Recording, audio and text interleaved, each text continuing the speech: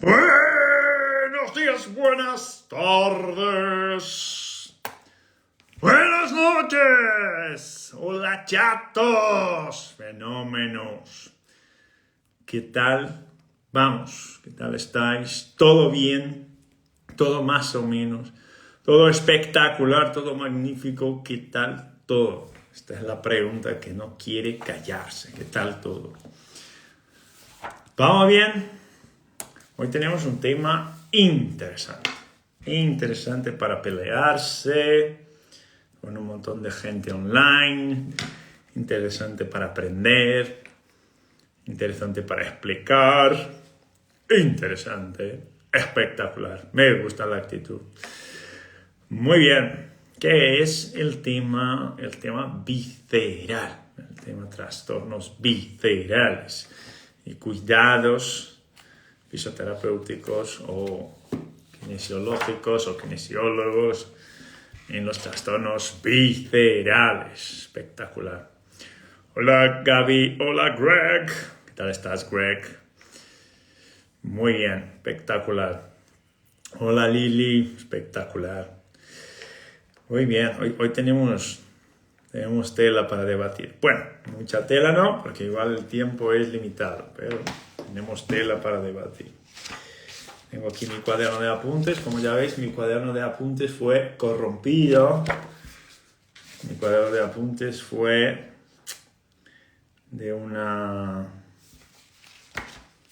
fue tomado de una forma no democrática por una señorita, mira, Alice Gabriele, que vino a mi oficina y se lo pintó. Así que está todo pintado. Muy bien. Muy bien. Recaditos, mensajes rápidos antes de hablar de la valoración del fisioterapeuta de los trastornos viscerales. Lo primero de ellos, cursos presenciales en Chile con esta máquina, Cristian Vargas. Vamos a romper con Santiago. En los días 1, 2 y 3 de noviembre estaremos en Chile. En Argentina, Buenos Aires, estaremos el 15, 16, 17. Buenos Aires siempre es otro curso, siempre diferente de todos los demás. Luego nos vamos a Colombia, 22, 23 y 24 de noviembre. Y terminamos la ruta de la locura en Río de Janeiro, 29 y 30 de noviembre y 1 de diciembre. Espectacular. Dicho esto, vamos a arrancar con el tema. Y el tema hoy es valoración de trastornos viscerales. Hemos puesto una foto, les pongo aquí la foto que hemos puesto antes. Habíamos puesto una foto, la foto era esta. Esto es una disfunción, es una disinergia. Luego les voy a explicar. Pero antes de llegar a eso, es importante entender algunos otros aspectos de todo lo que vamos a hablar. ¿Y qué aspectos serían estos? Bueno, el primer aspecto sería un aspecto más disruptivo. Y en los aspectos disruptivos es donde están los haters. Los haters, me encantan los haters. Aún más porque no se mantienen de pie 10 minutos en un buen debate. Pero, ¿en qué sentido, Luis? En un sentido de que estamos llenos, pero llenísimos, de fisioterapeutas y kinesiólogos de músculos y articulaciones. Y está espectacular que estemos llenísimos de fisioterapeutas y kinesiólogos que lo único que sepan hacer es mirar a músculos y articulaciones, y cualquier cosa que salga del tema músculos y articulaciones ya empieza a hundirles la cabeza y empiezan a decir, oye, es que esto, es que la evidencia, es que... Y ni siquiera han hecho más o menos un buen recorrido de investigación para decir alguna cosa. Hablan de lo que saben, que es más o menos, y como saben más o menos y hablan con mucha seguridad, lo que pasa es que a la gente que va un poquito más flojita con sus estudios, que no se enteró bien de qué es lo que tiene que hablar, ahí afloja la cuerda, pero como el otro te habla con un 100% de confianza, a ver si eso no afloja la cuerda porque empieza a dudar de uno mismo. Por esto siempre decimos, el que aprende no depende, ¿verdad? Y entonces, cuando hablamos de estas cosas, lo que se buscaría, por ejemplo, serían guiones de prácticas clínicas. Y tenemos guiones de prácticas clínicas enseñándonos algunas cosas. Pues tenemos guiones de prácticas clínicas enseñándonos un montón de cosas. El tema es que como solo una parte de los fisios y de los kinesiólogos solo es capaz de mirar a caderas, rodillas, codo, hombros y todo esto, considera que el sistema visceral no tiene un sistema muscular propio, considera que el sistema visceral no tiene una organización neuromotora propia, no considera que el sistema visceral tenga una organización que ofrece también a las funciones metabólicas del cuerpo la capacidad de responder bien a la demanda, y es a esto que vamos, que es la mirada del águila, cazadores de cebras. Entonces este es el punto. Y antes que digáis que sacas las cosas de tu cabeza, ¿no? En este tema no saco nada de mi cabeza. De verdad, si miramos aquí las categorías de trastornos motores, por ejemplo, que propone Mary Massery, estas son las categorías que propuso para la APA, que es la American Physiotherapy Association, Asociación Estadounidense de Fisioterapia. Veis ahí que ella propuso 4 categorías de compromisos motores. Uno de ellos neuromuscular, otro de ellos músculo esquelético, otro de ellos sistema intertegumentario, otro de ellos cardiovascular pulmonar y otro de ellos órganos internos, sistemas orgánicos internos, especialmente el sistema gastrointestinal, que es donde vamos a dedicar nuestros esfuerzos hoy. Así que no somos solamente nosotros que pensamos más allá de músculos y articulaciones. Hay más gente haciendo esto. ¿Y por qué es necesario, Luis, este esfuerzo de los profesionales de la salud? ¿Por qué es necesario que crezca esta perspectiva más integrativa, esta perspectiva más funcional de lo que entendemos como práctica clínica? Porque este esfuerzo ya va con retraso cuando hablamos de la kinesiología, cuando hablamos de la fisioterapia, incluso cuando hablamos de otras carreras como la odontología, como la psicología, pero en este aspecto de hoy estamos hablando más específicamente del fisioterapeuta, no tanto de las demás carreras. Igual, el sistema gastrointestinal, como está propuesto ahí, empieza por la boca. No os olvidéis que el sistema gastrointestinal empieza por la boca. Así que sería imprescindible también que tuviéramos un aumento de este movimiento también por parte de otros profesionales como la odontología, por ejemplo. Y ahí vamos contribuyendo también principalmente en el SMA avanzado con el tema odontología SMA. Pero bien, fijaros lo siguiente. Cuando hablamos de dolor, vamos a empezar hablando por ahí. Cuando hablamos de dolor, hay una característica muy interesante entre los profesionales de la rehabilitación, que es intentar clasificar un dolor como siendo o como teniendo un origen musculoesquelético o como teniendo un origen visceral. ¿Vale? Y ahí clasificamos esto como dolor musculoesquelético o como dolor visceral. Uno de ellos, que es el dolor musculoesquelético, está más identificado con el sistema somático. Otro de ellos, que es el dolor visceral, está más identificado con lo que es tal cual el dolor visceral. ¿Okay? Entonces tenemos pacientes en consulta que sufren con dolores musculoesqueléticos, que es lo más común, por eso estamos llenísimos de terapeutas de rodillas, hombro, cadera, muñeca, codo, y es necesario, hay una demanda alta para esto. Esta es la parte dominante de la rehabilitación actual, pero necesitamos cada vez más, es una demanda cada vez más creciente de profesionales que vayan más allá de músculos y articulaciones. Entonces, fijaros en lo siguiente. Cuando hablamos de dolor musculoesquelético o somático o dolor visceral, tenemos una característica interesante de las convergencias neuronales que van a la columna vertebral. Entonces, cuando hablamos de nociceptores que van a la médula espinal, que van al cuerdo posterior de la médula espinal, estamos hablando de que hasta llegar a la médula espinal, un 85% de las aferencias nociceptivas que llegan a la médula espinal, un 85%, fijaros que es bastante alto, son proyecciones de neuronas musculoesqueléticas. Es decir, salen del sistema somático y se proyectan directamente al cuerno posterior de la médula espinal. Okay.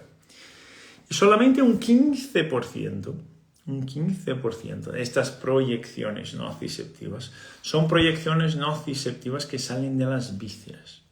¿Okay? Un 85% más o menos es del sistema somático, que va al cuerno posterior de la médula espinal, y un 15% es de las vísceras, del sistema visceral, y llega a la médula espinal. Y ahí tenemos la primera neurona que hace esta comunicación de lo que pasa en la periferia con el centro. El primer contacto de todo lo que pasa en la periferia con el centro ocurre a través de esta primera neurona. 15% visceral, un 85% somático. Y hasta ahí está espectacular.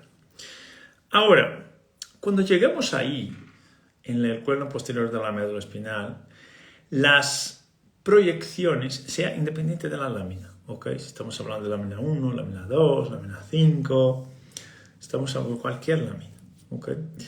Cuando llega ahí esta información, lo que pasa es que a partir de este punto del cuerno posterior de la médula espinal habrá una otra neurona que llevará esta información a centros superiores, por ejemplo, a la corteza, al tálamo, sistema límbico. Habrá una otra neurona. Y esta otra neurona que lleva esta información hacia arriba, esta otra neurona posee un 50% de fibras que lleva la información somática y un 50% de fibras que lleva la información visceral. Entonces fíjate en lo siguiente, la primera neurona, un 15% de las convergencias nociceptivas que van al cuerno posterior de la médula espinal son neuronas aferentes viscerales. En este caso, viscerales esplácnicas. ¿Okay? Un 85% de lo somático. Luego, cuando llega ahí, esta segunda neurona que llevará esta información hacia arriba es una neurona común. Es un tracto común que lleva esta información hacia arriba. Y esta segunda neurona que lleva la información hacia arriba comparte un 50% de informaciones somáticas y un 50% de informaciones viscerales. Si estuviéramos mirando esto desde una perspectiva más crítica, ¿qué estamos diciendo? Que hay se le da mucho más potencia a la información visceral cuando sale de la primera neurona a la segunda neurona. ¿Por qué? Porque cuando sube esta información a centros superiores, un 50% de las fibras es visceral, ya no son 15%. Es decir, hay una ampliación, una amplificación de la respuesta visceral sobre esta información que sube. ¿Y esto qué significa, Luis? Significa que esta información que sube, 50% de cada una, llegará a la corteza, llegará al sistema límbico, llegará al tálamo. La misma información que viene de las vísceras puede activar zonas en circuitos superiores que son zonas características de respuestas somatosensoriales. La corteza somatosensorial primaria o corteza somatosensorial secundaria. ¿Qué significa esto?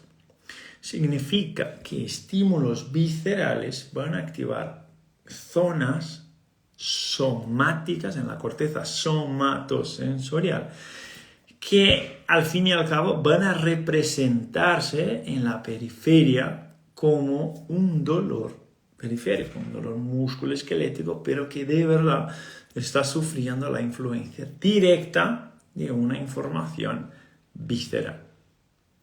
Y cuando esta información llega ahí arriba, si te acuerdas de los homúnculos, ¿no? Hay el homúnculo, este dibujo que tenemos ahí con la cara, con las manos, con los pies, con el tronco. El homúnculo que tenemos ahí es un homúnculo del sistema somatosensorial. No hay un homúnculo del sistema visceral. La víscera no tiene esta representación en el sistema central, esta representación tan pormenorizada de representación en el sistema cortical.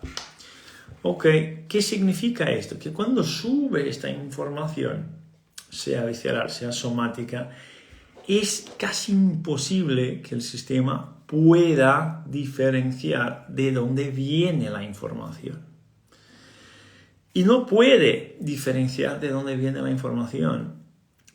Y al no poder diferenciar de dónde viene la información, tiene que proyectar esto a otras zonas. Pero como el homúnculo, la formación del homúnculo es la formación de un sistema somático, como no hay representación específica para la víscera, lo que produce es una representación somática de lo que sería un dolor musculoesquelético, entre comillas. ¿Ok? Así que es prácticamente imposible identificar un dolor visceral, un dolor musculoesquelético puro. Es prácticamente imposible identificar esto de forma aislada. ¿Por qué? Porque el circuito neurofisiológico no te ofrece esta posibilidad. La víscera va a generar repercusiones sobre la corteza somatosensorial primaria y sobre la corteza somatosensorial secundaria. Es decir, las zonas viscerales se aprovechan de la representación de las zonas somáticas, que son musculoesqueléticas, para poder informarle al sistema, oye, algo no está bien. ¿Ok? Además de esto, si fuéramos a sumar más cosas, además de esto, hay neuronas que se bifurcan, es decir, hay neuronas que siguen una doble ruta. Una neurona que sale de una víscera y va al cuerno posterior de la médula, igual esta misma neurona, pero que tiene una doble entrada, puede estar representada en el sistema somático, es decir, esta parte de la entrada viene del sistema visceral, esta parte de la entrada del sistema somático, y esta misma neurona llevará la información al cuerno posterior de la médula espinal. ¿Ok? Entonces neurofisiológicamente hablando, es casi imposible que puedas diferenciar un dolor visceral de un dolor musculoesquelético. Ok. ¿Qué significa esto entonces? Que hay una influencia visceral. O sí, hay una influencia visceral sobre la percepción de lo que sería el dolor somático, de lo que sería el dolor musculoesquelético. Hay una influencia directa del sistema visceral sobre lo que sería la percepción de dolor en el sistema somático. Es decir, mi paciente tiene un dolor de hombro, pero en la mayor parte de los pacientes habrá una influencia visceral que va a influir sobre este dolor de hombro. Así como hay influencias sobre el centro frénico, que van a generar problemas, sea en el trapecio derecho, sea en el trapecio izquierdo, sea en el hombro izquierdo, sea en el hombro derecho, en el ápex pulmonar, o incluso en la columna cervical y en algunas partes de la columna torácica. Okay. Entonces, hablar de vísceras es más que necesario. Yo te diría, para un clínico promedio, para un fisioterapeuta, un kinesiólogo medio, es decir, mediocre, es decir, que sepa más o menos de lo que está hablando, ya debería tener en cuenta la función visceral y saber que tiene un papel importante en esta regulación de la función visceral. ¿ok? Pero como estamos adictos al tema músculos y articulaciones, lo que vemos son pacientes complejos acudiendo todos los días a consultas y más consultas y más consultas y más consultas de kinesiólogos y fisioterapeutas que le están metiendo todo el tiempo en un gimnasio, y está espectacular meterlos en un gimnasio, hay que hacerlo cuando es necesario, pero cuando la influencia de la mala adaptación no tiene nada que ver con el sistema somático, no tiene nada que ver con el gimnasio, no tiene nada que ver con el sedentarismo, no tiene nada que ver con los patrones de movimiento, la verdad es que esto no vale para nada. Y ahí estos profesionales se ven cortos en qué otra solución le puedo ofrecer a mi paciente, teniendo en cuenta que el ejercicio físico ya está bien regulado, que el nivel de actividad física ya está bien regulado, que el sueño más o menos está bien regulado, y lo único que no está funcionando bien aquí me parece ser el sistema gastrointestinal. Pero es que del sistema gastrointestinal yo no manejo nada, porque a mí me encanta el cuádriceps, me encantan los isquiotibiales, y yo entiendo todo de rodilla, pero no entiendo nada de digestión. Pues entonces, querido, tenemos un problema, porque deberías entender de digestiones, y más que esto, deberías entender de digestiones, de microbiota, del sistema de barreras y de cómo tu actuación profesional es súper necesaria para que pudieras estar generando protección a este sistema. No solamente protección, soporte a la respuesta de la microbiota, del sistema de barreras, de las digestiones, de la función anorrectal y de otras miles de funciones del sistema digestivo que estamos hablando ahí. Y es ahí, en este punto, que se meten estas alteraciones que hemos visto aquí. Es ahí, justo ahí, en este punto, que se meten estas alteraciones que estamos mirando ahí en la pantalla, ¿vale? Que se llama distensión abdominal o que se llama bloating abdominal. ¿Ok? ¿Sí o no? ¿Cómo vamos? Vamos más o menos, fue muy deprisa, no fue nada deprisa, que más o menos cómo estamos. Decidme algo. Necesito leerlos de momento. ¿Cómo vamos? A ver, que hay algo aquí que me gustaría poner. Que no eres tú. ¿Vamos bien? Vamos bien. Espectacular. Me gustaría ponerles una cosita que a ver si lo encuentro. Ok, aquí está. Entonces lo primero, siempre primero, tenemos que hacer un screaming. ¿Ok? ¿Screaming qué es? Luis, yo tengo que saber primero cuándo me toca a mí actuar ahí y cuándo no me toca a mí actuar. Este es el tema del cazador de cebras, la mirada del águila, es saber cuándo sí y cuándo no, y cuándo sí te toca a ti. Y ahí tienes que saber qué tienes que hacer. Entonces, ok, imaginaros lo siguiente. Tenemos un bloating abdominal, hinchazón abdominal, y nuestro paciente viene a la consulta por dolor lumbar, por migraña, por dolor de cabeza, lo que tú quieras. Elige las quejas del paciente, puede ser de rodilla, de cadera o cualquier otra cosa en este sentido. Y antes que me digas cualquier cosa, siempre hay los quejicas, como me gusta decir, siempre hay los quejicas. Luis, ¿y hay alguna evidencia de que síntomas sistémicos pudieran generar problemas musculoesqueléticos? Pues, madre mía. ¿En serio me estás preguntando esto? Pero bien, me di el trabajo de buscar alguna cosa. Entonces, fijaros. Síntomas sistémicos como potenciales predictores de dolor crónico en el cuello. ¿Podrían los síntomas sistémicos actuar como un predictor de dolor de cuello? ¿Sí o no? Síntomas sistémicos. ¿Podrían, sí o no? Síntomas sistémicos. Vamos a ver, síntomas sistémicos. Diabetes, hiperlipidemia, problemas cardíacos, problemas psicológicos, historia de problemas psicológicos, historia de ingreso en hospitales, ¿Qué más tenemos aquí? Mareo, dolor generalizado, síntomas sistémicos. ¿Ok? Estos son síntomas sistémicos. Ok. Ahora, teniendo en cuenta todos los posibles síntomas sistémicos, Luis, que podríamos estar investigando, según esta revisión que es de 2024 que tenemos ahí, ¿cuál sería el principal sistema generador de síntomas sistémicos que me podría valer de verdad como un predictor de dolor de cuello crónico? ¿Cuál?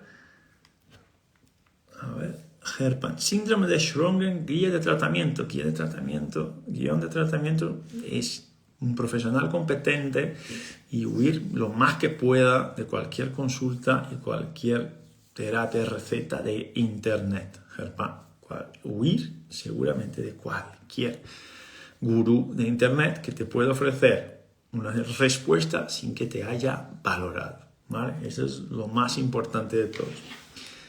Gurús de internet en general hacen más daño que generan soluciones.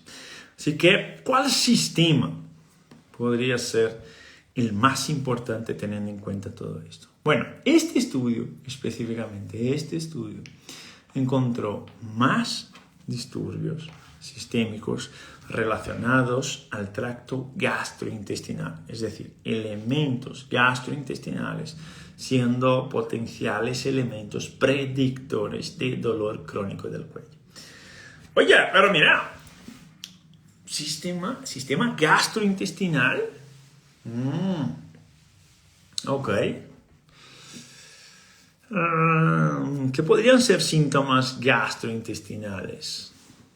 Reflujo, saciedad precoz, podría ser hinchazón abdominal, bloating, podría ser quemazón, podría ser alteración de la saciedad, bueno, síntomas gastrointestinales, alteración de la defecación, diarrea, estreñimiento, ¿ok? ¡Pum! Síntomas gastrointestinales. Entonces, uno de los elementos viscerales más importantes que cualquier fisioterapeuta, cualquier kinesiólogo, cualquier profesional de la salud que merezca la pena debería investigar en una primera consulta son síntomas gastrointestinales. En las formaciones siempre hablamos de esto. El sueño es prioridad 1, el sistema gastrointestinal prioridad 2. Uno de los síntomas estrellas para que podamos identificar estos trastornos es justamente el reflujo gastrointestinal, ¿okay? Reflujo gastroesofágico en este caso. Ok, entonces una de las preguntas estrellas sería reflujo gastroesofágico, ¿vale? Además de otros. Yo después les recomiendo que echéis un ojo al paper y todo esto para que podáis entender mejor estos elementos. El que aprende no depende, ¿vale? Entonces, fíjate, después de hacer toda la primera parte de la anamnesis, ¿por qué estás aquí? Porque vienes a buscar un cuidado más especializado, por dónde ya pasaste, qué resultados te generaron esto. Tú ahí, como terapeuta, es imprescindible que hagas estas preguntas. Después de esto, tienes que empezar a buscar síntomas sistémicos que puedan estar amplificando esta percepción de dolor, esta percepción de disfunción. Esto puede ser incluso ansiedad. Y esta búsqueda tiene todo que ver con la que llamamos de eje gut-brain. Eje gut-brain, este eje intestino-cerebro que conecta todas las funciones gastrointestinales con las funciones del sistema nervioso central, ¿vale? Y en este eje intestino-cerebro, este eje gut-brain, tenemos ahí una participación imprescindible, importantísima del nervio vago, ¿ok? Pero hoy no estamos aquí para hablar del vago, estamos aquí para hablar del sistema gastrointestinal, de la valoración del sistema gastrointestinal, ¿ok? Entonces, Luis, estamos en la primera parte de la valoración. No fui al examen físico, no fui a las pruebas físicas aún todavía. Y yo le pregunté a mi paciente, ¿tienes hinchazón abdominal después de comer? Se altera el abdomen o al final del día tienes que desabrochar el cinturón o el botón de los pantalones para que puedas respirar un poco mejor, porque se te hincha el abdomen. Entonces, cuando estamos preguntando estas cosas al paciente, es imprescindible que también tengamos ahí la pregunta de cuando te despiertas por la mañana, ¿cómo está el abdomen?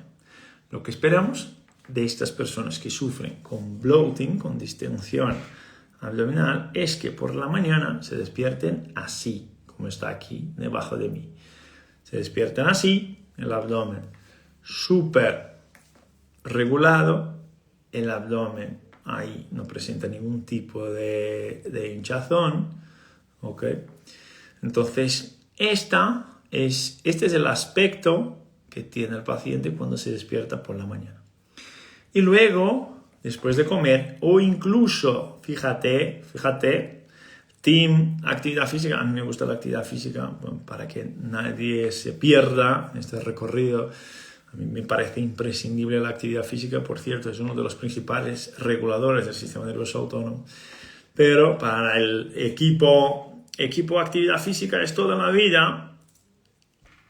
Cuando el paciente practica actividad física de forma intensa y luego desarrolla una hinchazón abdominal, esto es un síntoma también es un síntoma gastrointestinal que nos interesa, porque la actividad física intensa puede despertar este tipo de respuesta, y ahí tienes que saber cómo regular este sistema, cómo volver a coordinar.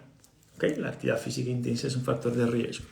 Así que la pregunta sería, ¿cómo te despiertas por la mañana? ¿Cómo estás al final del día o después de una comida? ¿O cómo estás después de una actividad física intensa? ¡Pum! Punto para el fisioterapeuta, el kinesiólogo, el dentista, el médico, el psicólogo, el nutricionista que sabe hacer las preguntas, porque esto tiene todo que ver con la regulación autonómica. Ok, luego el paso de número 2 sería, oye Luis, pero ¿es posible que hayan otras condiciones que puedan estar afectando esta situación? Es posible, obviamente es posible que hayan otras condiciones que estén influyendo sobre esta condición. ¿Me podrías decir o ejemplificar alguna? Por ejemplo, el estreñimiento.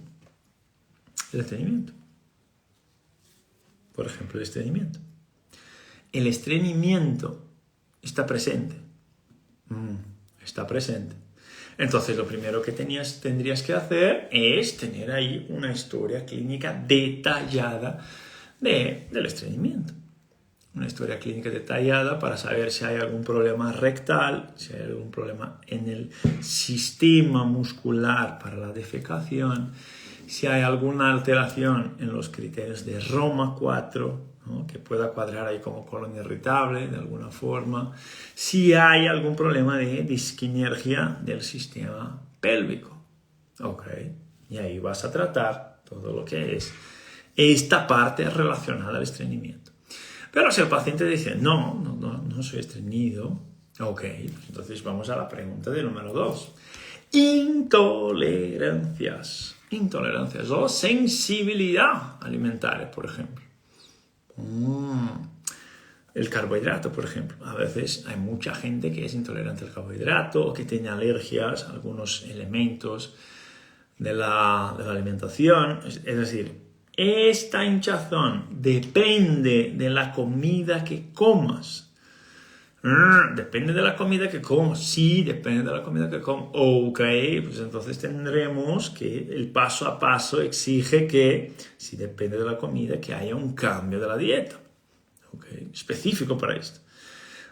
Y si no hay relación con la comida, no hay que cambiar nada de la dieta. Ok, profesionales, punto para los profesionales, águilas, punto para los cazadores de cebras, porque saben que si no empeora con la comida no tiene ningún sentido cambiar la dieta, al menos no para esto. Para otra cosa, lo mejor podría tener algún síntoma de alarma, por ejemplo, vómitos importantes, pérdida de peso importante de más de 10%, sangrado gastrointestinal, algo que pudiera llamar la atención para señalar una bandera roja? Sí. Estudios, no, nada en este sentido. Ok. Siguiente paso, SIBO, hay SIBO, ¡pum! Hay investigaciones para identificar si hay SIBO, si no, bla, bla, bla. No hay SIBO, Luis. Ok, pues entonces ahí hemos pasado por este framework. Llegamos a tu momento, querido fisioterapeuta, querido kinesiólogo, querido profesional águila, cazador de cebras, que está más allá del promedio, porque ahora es tu momento.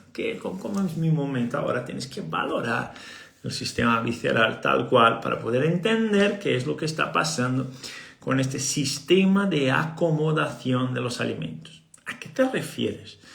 Es que más allá de la rodilla, más allá de la cadera, más allá del codo y más allá del hombro, hay músculos también en el sistema gastrointestinal, hay músculos en el esófago, hay músculos en el suelo pélvico, hay músculos en el abdomen que son responsables por la acomodación de los contenidos abdominales cuando una persona va a alimentarse. ¿Qué significa esto? Significa que se espera una respuesta diafragmática A, se espera una respuesta de los músculos anterolaterales del abdomen B, y se espera que esta buena organización sensorio-motora o visceromotora pueda favorecer al proceso de digestiones. Luis, ¿cómo esto favorecería al proceso de digestión? Si os dais cuenta, el sistema vascular de las vísceras abdominales es un sistema que depende de presiones. Depende de cambios de presiones. ¿Cambios de presiones en qué sentido? ¿A qué te refieres?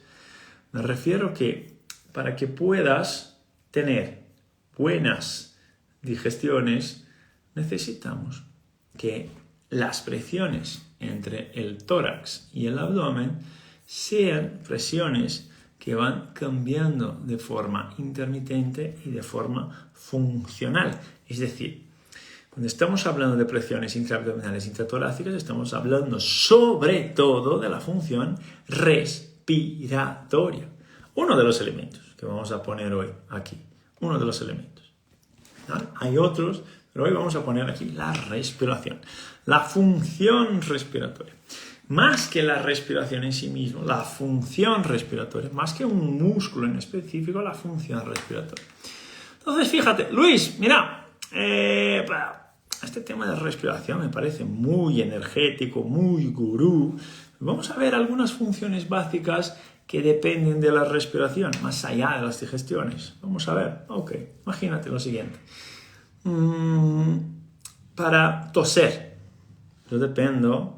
Para tener una tos eficiente, productiva, yo dependo de una buena función respiratoria. Para dormir, yo dependo de una buena función respiratoria. Para comer, yo dependo de una buena función respiratoria. Para hablar, yo dependo de una buena función respiratoria. Para moverme, yo dependo de una buena función respiratoria. Es decir, yo dependo de un montón de cosas para la función respiratoria. En este momento nos estamos deteniendo en el tema comer y en el tema digestiones. ¿Ok? Entonces, comer, digerir las comidas, claro, cuando piensas, ¿por qué tiene que ver el sistema respiratorio con comer, con alimentarse? Bueno, esto es bastante sencillo, ¿no? ¿Cómo que es bastante sencillo? Claro, intenta comer, o a lo mejor, ¿qué es lo que pasa cuando uno come y la comida no va por una vía esofágica? ¿Qué es lo que pasa? ¿Alguien me puede ayudar? Comemos, hay dos rutas posibles para la comida. Hay una ruta deseable para la comida, pero hay dos rutas posibles para la comida. Si no somos capaces, ¿qué pasa? No voy a adelantar. ¿Qué pasa cuando la comida no va en la dirección correcta? Ahogo, pero más que esto. La comida se mete, broncoaspiración, Alejandro, perfecto. Es decir, si no tengo una buena función en todo lo que es la organización de los músculos respiratorios, de los músculos de la deglución, voy a producir una broncoaspiración. Es decir, esta comida va al sistema respiratorio. Ahí vamos a tener problemas importantes. Problemas importantes en un sentido de neumonía, por ejemplo. ¿Okay? Entonces ahí vamos a tener problemas importantes. Así que esta coordinación, por ejemplo, es una coordinación importante. Vale. Más que esto, el esfínter esofágico inferior sería el paso del esófago por el diafragma, ahí en su parte terminal. El esfínter esofágico inferior es uno de los responsables por mantener o por hacer el cierre del cardias, ahí, y impidiendo así el reflujo que viene del estómago al esófago. Ok, esto también es una función muscular que tiene que estar organizada. Cuando comemos, el diafragma debería desplazarse en dirección a la cabeza, por ejemplo, más craneal. Si no se desplaza en dirección a la cabeza, tenemos un problema.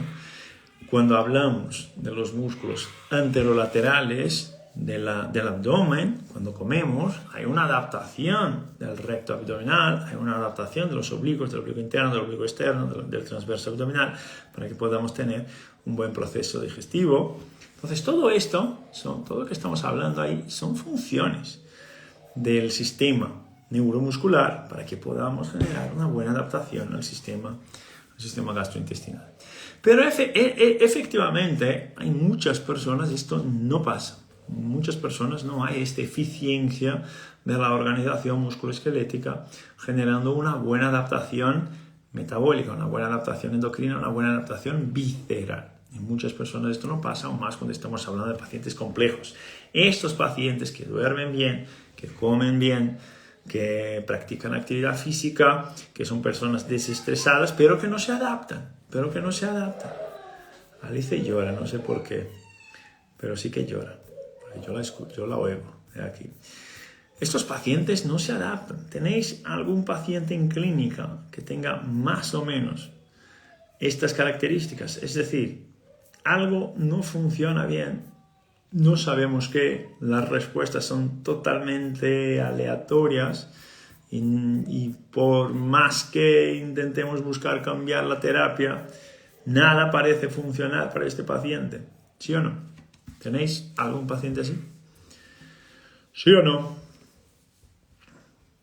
¿Tenéis algún paciente así? ¿Sí o no? ¡Vamos! Os veo muy callados, chatos. Un montón, Andrea dijo un montón. Yo también, Andrea, un montón. Un montón de pacientes así actualmente. Aún más si estamos hablando de pacientes crónicos, pacientes complejos, pacientes con comorbilidades. Hay un montón de pacientes así. Yo como bien, duermo bien, practico actividad física, no soy estresado, pero no me adapto. Pero no se adapta porque hay algo que le está alterando la regulación del sistema. Y que la mayor parte de los profesionales no tienen ni idea dónde mirar, más allá de lo que ya está establecido ahí.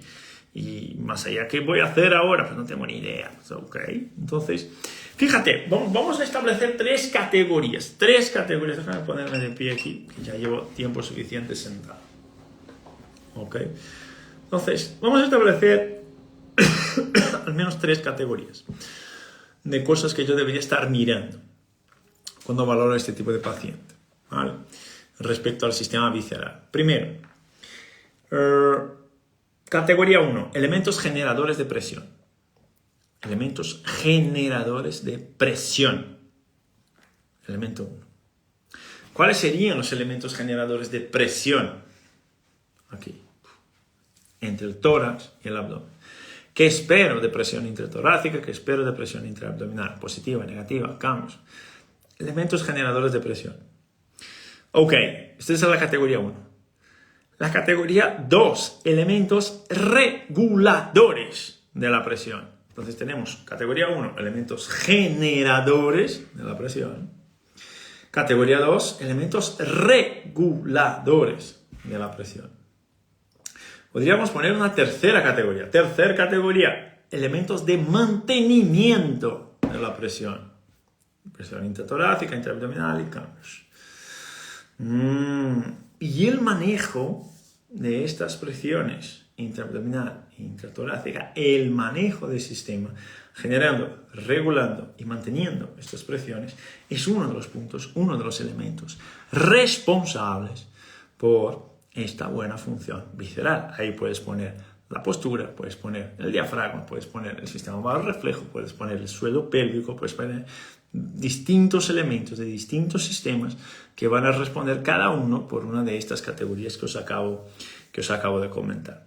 Ok, entonces ya tengo ahí en mi hoja de valoración que tengo que buscar elementos generadores, elementos reguladores, elementos mantenedores de estas presiones, estos síntomas principales que hemos comentado. Ahora vamos a la exploración física. La exploración física que espero encontrar en personas que tengan alteraciones en esta regulación visceral. ¿Qué esperamos encontrar? Por ejemplo, a la palpación, dependiente de la zona abdominal, a la palpación, ¿qué esperamos encontrar como sensibilidad en estos pacientes? ¿Qué esperas encontrar como sensibilidad en estos pacientes? Cuéntame algo. ¿Qué esperas encontrar en estos pacientes? Cuando hacemos una palpación, ¿qué esperamos encontrar ahí? Yo esperaría encontrar hipersensibilidad visceral, esperaría encontrar zonas que me duele. Ok. ¿En todo el abdomen? No, en general en todo el abdomen no. En general en zonas más específicas. Ahí del abdomen, por ejemplo, la fosa ilíaca derecha suele estar más molesta. A veces no es molesta pasando simplemente tocando y todo, no, pero apretando un poquito, me duele. A veces un poquito la zona del duodeno, ya duele un poco más, a veces un poquito más la zona del estómago, duele un poco más. A veces generas manipulaciones ahí en la zona epigástrica y esto empieza a generar respuestas autonómicas como sudoración, como mareo, como náusea, en algunas personas vómitos. Okay, entonces esta palpación ahí suele ser una palpación más ruidosa, más molesta. Okay, esta palpación. Okay, a veces ves en estas personas lo que puedes encontrar a menudo son personas que intentan mantener un abdomen en contracción todo el día. Intento mantener el abdomen en contracción porque ya sé que el abdomen me va hacia adelante, pues entonces estas personas intentan mantener el abdomen en contracción todo el día, tienen dificultad de relajar el abdomen, y cuando vas a hacer una palpación muscular hay puntos gatillos importantes, puntos gatillos más marcados en todo lo que es la parte superior del recto abdominal. En la parte inferior ves un poco de hipotonía ahí en el recto abdominal inferior. Ves como una zona superior del abdomen más definida, una zona inferior un poquito diferente, un poco más, te da una idea de que sea un poco más flojita. Okay. Entonces, en esta palpación ya empiezas a sospechar de cosas. Zonas con más rigidez de un lado, a veces de otro. Si hay problemas pélvicos asociados en general cuando estás palpando esta línea de transición entre el abdomen y la pelvis, ves que hay una zona molesta en esta zona pélvica. A veces hay irritación del techo de la vejiga por el paso del peritoneo ahí en el techo de la vejiga, y el peritoneo en general está inflamado, los tejidos peritoneales están inflamados, así que lo que encuentras ahí es más o menos esto. Vale, pero podríamos pedir pruebas de coordinación. A veces puedes pedir pruebas de coordinación, a veces puedes pedirle que haga, oye, fenómeno, enséñame cómo respiras. Respira, quiero ver cómo respira. Y a menudo la respiración no respeta sus 3 tiempos, es decir, no. El primer tiempo debería ser abdomen inferior, el segundo tiempo apertura de las costillas bajas, el tercer tiempo el llenado del tórax. A veces la respiración no respeta los 10 tiempos, a veces está invertido, alguna cosa cuando se hincha el abdomen, el tórax no se mueve, cuando se mueve el tórax ya deja de moverse el abdomen. Hay modificaciones a veces en la interocepción, es decir, el paciente respira lento y le empieza a disparar una ansiedad, una crisis, un ahogo o alguna cosa en este sentido. A veces encuentras una temperatura un poquito más elevada en el hipocondrio derecho, por ejemplo, en el hígado, aquí cuando le tocas aquí, ves una temperatura un poco más alterada, o en alguna otra zona abdominal. Así que en la exploración lo que vas viendo es más o menos esto. Y luego viene el tema del bloating, ¿no? El tema de la distensión abdominal. ¿Y qué suele pasar con estos pacientes? Lo que suele pasar con estos pacientes es que el diafragma está respondiendo de una forma alternativa. Como alternativa, el diafragma debería adaptarse, por ejemplo, respecto a la alimentación, debería subir para adaptarse más alto y generar espacio intraabdominal. Y cuando hay un bloating funcional, y sabemos que es funcional porque hemos hecho el framework que os comenté antes, cuando hay un bloating funcional, lo que pasa es que la comida, comer o simplemente el paso del día, la sobrecarga sobre el sistema gástrico, que es vagal, empieza a generar alteraciones de la modificación del comportamiento del diafragma.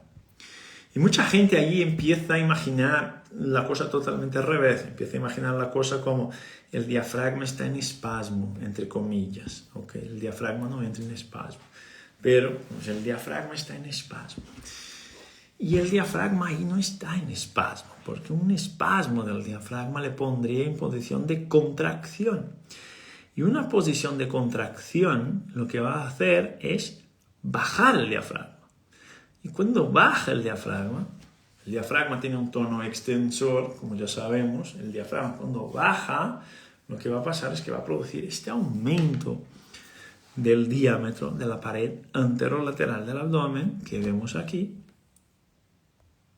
que es lo que ves ahí, un aumento de la pared anterolateral del abdomen, un aumento del volumen de la pared anterolateral del abdomen, sin generar un aumento en el contenido abdominal. Es decir, no hay más gases dentro del sistema abdominal, no hay gases intestinales. Lo que está pasando es que el diafragma, este músculo que tú ves ahí en la pantalla, debería haber subido y lo que pasó es que bajó. Y como bajó, lo que va a hacer es una proyección de esta pared anterolateral del abdomen hacia adelante sin ningún tipo de antagonismo. Y cuando no hay antagonismo, lo que se ve perjudicado justo es la función digestiva. ¿Por qué está perjudicada la función digestiva? Porque yo debería tener ahí un cilindro que está generando presiones para que el sistema vascular pueda funcionar mejor y este cilindro no funciona bien. Y como este cilindro no funciona bien, la vascularización local no funciona bien. ¿Y qué empieza a pasar? Alteraciones en la función de la microbiota, alteraciones en la función de la barrera intestinal, alteración en la función digestiva, alteración en el metabolismo gastrointestinal, incluso con sobrecarga sobre el sistema vascular esplácnico, sobre el sistema vascular peritoneal, que va a resultar en un aumento de sobrecarga sobre el hígado, al fin y al cabo. ¿Okay? Así que la preservación de la correcta organización de este sistema es fundamental para que pacientes que sufren con trastornos gastrointestinales funcionales puedan salir adelante. Pero Luis, fíjate, mi paciente vino a la consulta por dolor lumbar, por migrañas, por dolor cervical, por dolor de hombro. Ok, yo te pregunto, ¿tiene algo que ver los trastornos sistémicos gastrointestinales con la cronificación de dolores en otros sitios ajenos a su localización, como por ejemplo las cervicales? Pues obvio que hay. ¿Por qué? Por todo lo que hemos dicho al principio, del 15% de proyecciones nociceptivas que va al cuerno posterior de la médula, del 50% de proyecciones que va a los circuitos superiores, a la corteza, al sistema límbico y todo esto, y que el sistema somatosensorial, la corteza somatosensorial primaria y secundaria, también se activa cuando hay una respuesta visceral y va a generar cambios y síntomas en todo lo que es sistema musculoesquelético, sistema somático, cuando de verdad el problema está localizado en el sistema visceral. Pero como tú entiendes que no tienes nada que hacer en el sistema visceral, este paciente no sale adelante y vive ahí a base de recidivas. Es decir, recidiva, recidiva, recidiva, recidiva. Y tú sigues diciéndole, hay que dormir bien, hay que comer bien, hay que desestresarse y hay que practicar actividad física. Querido terapeuta, ya lo estoy haciendo. Ya practico actividad física, ya duermo bien, ya como bien, no soy estresado, pero aún así no me funciona. ¿Ok? ¿Esto cómo se llama? Cebra, y el terapeuta que sabe hacerlo, águila, la mirada del águila, para mirar más de arriba, y si hay una cebra en la ciudad, nosotros la vamos a encontrar. ¿Ok? Pero para llegar a esto, tenéis que hacer toda esta exploración que acabamos de decir y hacer todo este framework mental que te acabo de comentar. Y uno de los puntos importantes que no llegaremos hoy, obviamente, es el tema del suelo pélvico. Es el tema del suelo pélvico. Cuando hay alteraciones de la función de la regulación pélvica, todos estos procesos empeoran muchísimo. Toda esta regulación empeora muchísimo. Y cuando vas a ver cómo está funcionando el sistema nervioso autónomo de tu paciente, en general lo que encuentras es que es un sistema que tiene la microbiota alterada, el sistema de barreras alterado, un sistema que duerme regulín, es un sistema que se adapta regulín a la comida, que tolera el ejercicio regulín, y es un sistema que empieza a desarrollar más elementos conductuales, más elementos comportamentales. Es un paciente que empieza a desarrollar miedos, tener pesadillas, cambiar su actitud frente a algunas cosas, cambiar un poco incluso su personalidad. Es cuando el paciente al final del tratamiento te comenta, he vuelto a ser yo mismo, vuelvo a reconocerme. Ok, muchos pacientes que tenemos suelen referir esto, ¿verdad? Y entonces cuando hay toda esta desadaptación que estamos hablando, lo que suele pasar es que el sistema nervioso autónomo está muy modificado en un sentido perjudicial. Es decir, es un sistema de respuesta y si no te gusta la respuesta, cambia la pregunta. Yo no puedo intervenir directamente sobre el sistema autónomo para generar cambios en el sistema autonómico. Yo solo tengo que intervenir sobre la pregunta que está mal adaptada, que está disfuncional. Y si sigues este esquemita que acabamos de dibujar hoy, ya tienes ahí un posible elemento para encontrar agujeros en la lata, agujeros en tu plan de desarrollo clínico. Entonces, fíjate, Luis, me estás diciendo entonces que uno de los principales elementos reguladores de las digestiones y del sistema visceral, que cuando yo estoy valorando a mi paciente más allá de músculos y articulaciones, más allá de suplementos, más allá de la dieta antiinflamatoria, más allá de otras cosas, me estás diciendo que uno de los principales elementos que yo tengo que estar pendiente de él es la función respiratoria. Sí, y la función respiratoria con todos sus componentes, los componentes generadores de presión, los componentes reguladores de presión, los componentes de manutención de la presión. Una pregunta, ¿la postura podría ser uno de ellos? La postura podría ser uno de ellos. Podría ser la postura un posible problema de coordinación que impide al sistema de repararse, no por la postura en sí mismo, sino por las repercusiones en el sistema de presiones que genera los cambios posturales. ¿Podría ser? Podría ser. Pero Luis, siempre será.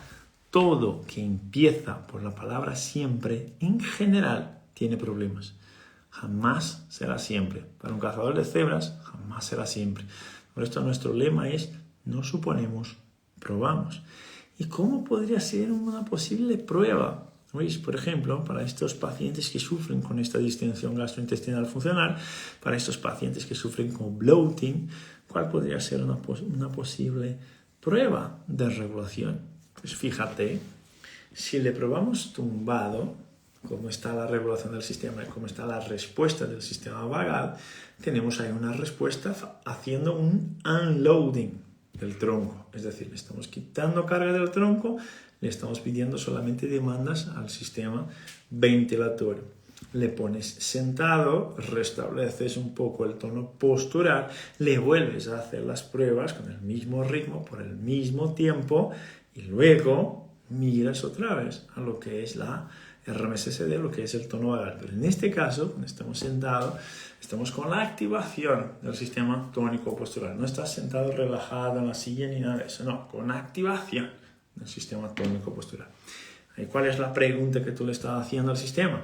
Oye, fenómeno. Cuando estamos generando elementos generadores, cuando estamos generando más presiones al circuito interno, ¿cómo me respondes a esta demanda? Una otra prueba que podrías hacer, cuando estés mirando las curvas, cuando estés mirando la regulación del sistema autónomo, es, además de estar sentado manteniendo activo el sistema tónico postural, pedirle al paciente que haga una contracción del perineo siempre que vaya a hacer una inspiración.